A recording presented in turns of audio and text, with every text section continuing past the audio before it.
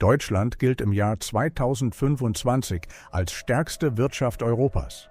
Und doch erleben immer mehr Menschen, dass sie real ärmer werden. Das ist kein Gefühl, sondern messbare Realität. Löhne stagnieren, während Lebenshaltungskosten und Mieten weit schneller steigen als Einkommen. Rentner ringen um Grundnahrungsmittel, Familien müssen trotz Vollzeitjobs jeden Cent umdrehen, während Vermögen an der Spitze regelrecht explodiert. Wie kann so etwas in einem Land passieren, das Stabilität verspricht?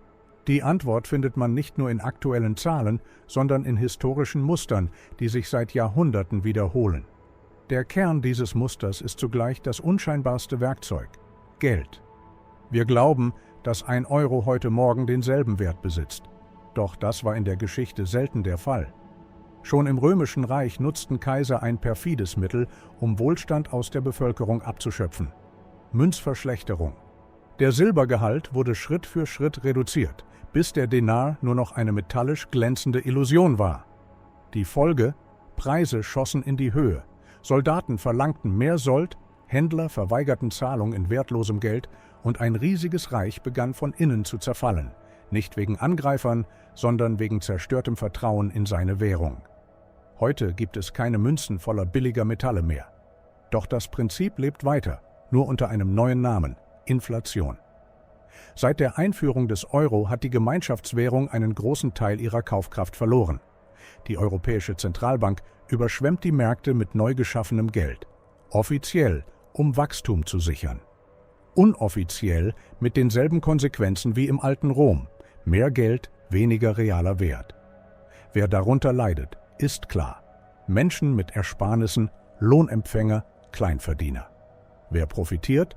Diejenigen, die Sachwerte besitzen: Immobilien, Aktien, Unternehmen. Inflation ist nichts anderes als eine unsichtbare Steuer, die vor allem jene trifft, die ohnehin kaum etwas haben. Doch Inflation ist nur ein Baustein. Der nächste Mechanismus ist die Schuldenordnung moderner Staaten. Deutschland sitzt auf Schulden in Billionenhöhe. Schulden, für deren Zinsen nicht die politischen Entscheidungsträger aufkommen, sondern die Bürger übersteuern. Dieses System hat eine klare Richtung.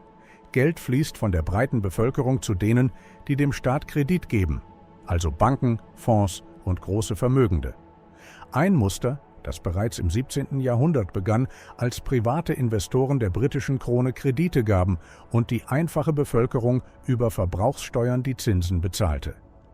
Der dritte große Faktor ist die Vermögenspreisinflation. Wenn Zentralbanken Geld schaffen, erreicht es zuerst Banken, Konzerne und Investoren. Dieses Kapital sucht Anlagen: Immobilien, Aktien, Anleihen. Ihre Preise steigen rasant.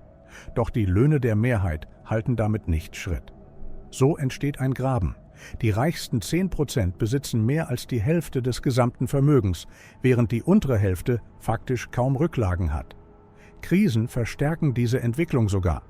Während der Pandemie stiegen Vermögen an der Spitze dramatisch, während viele Arbeitnehmer Einkommen, Sicherheit und Ersparnisse verloren. Die Geschichte zeigt dieses Muster immer wieder.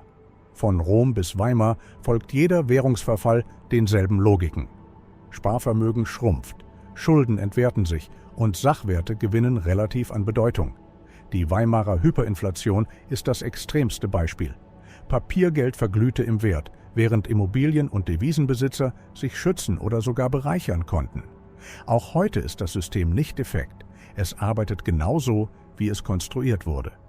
Komplexe Gesetze, undurchsichtige Regulierung und politische Abhängigkeiten sorgen dafür, dass mächtige Akteure die Regeln gestalten, nach denen alle anderen leben müssen. Großkonzerne und Finanzakteure beeinflussen Vorschriften, die eigentlich sie selbst kontrollieren sollen. Diese Komplexität wirkt wie ein Schleier. Sie verbirgt, wie Vermögen nach oben wandert. Das ist keine geheime Verschwörung. Es ist ein System aus Eigeninteressen. Politiker wollen Wiederwahl, Banken Profite, Konzerne Marktmacht. Die Kosten tragen jene, die weder Einfluss noch Kapital haben. Die Frage ist: Was kann man tun? Die Vergangenheit liefert nicht nur Warnungen, sondern auch Hinweise darauf, wie Menschen Krisen überstanden haben. Entscheidend war nie Papiergeld, sondern reale Werte: Land, Fähigkeiten, produktive Anlagen. Wer Abhängigkeit von Währungen reduziert und versteht, wie Geld wirklich funktioniert, kann sich schützen. Denn Systeme ändern sich, Währungen vergehen. Werte bleiben. Deutschland steht nicht vor einem Weimar-Szenario, aber vor einer schleichenden Entwertung. Demografie, hohe Staatsausgaben, fragile Lieferketten und eine Zentralbank am Limit erhöhen den Druck. Die Belastung wird, wie so oft, nicht nach oben verteilt, sondern nach unten. Was bleibt? Das Bewusstsein, dass Wohlstand nicht durch Politik gesichert wird, sondern durch Wissen, Vorbereitung und das Verständnis historischer Muster. Inflation, Schulden, Vermögenskonzentration und regulatorische Macht. All das sind Werkzeuge, die immer wieder genutzt wurden. Wer sie erkennt, kann handeln. Wer sie ignoriert, wird von denselben Kräften getroffen wie unzählige Generationen zuvor. Lust auf mehr? Dann einfach abonnieren.